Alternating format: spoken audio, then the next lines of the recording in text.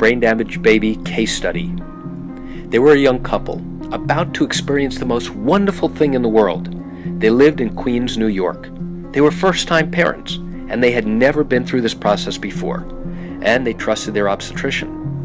She went into labor, and she was in labor for hours. They gave her an epidural injection. Now the nurses rushed in, the young doctors rushed in. There was clearly a problem on the monitor. The baby was born blue.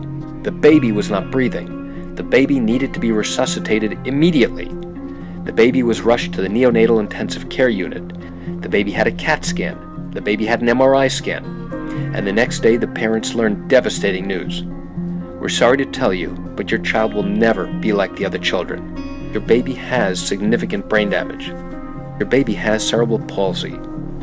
Now 2 days later, Dad returns home and goes online. He searches for, what is cerebral palsy? Well, Dad finds my video.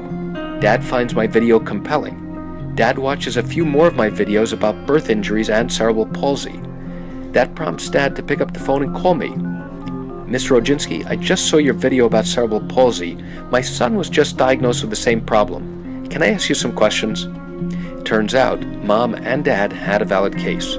The doctors violated the basic standards of obstetrical care.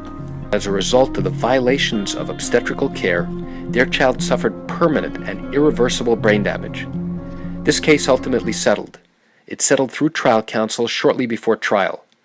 It settled for $5.1 million. I want you to call me right now while your questions are still fresh, while you're still listening to this. I'd love to talk to you.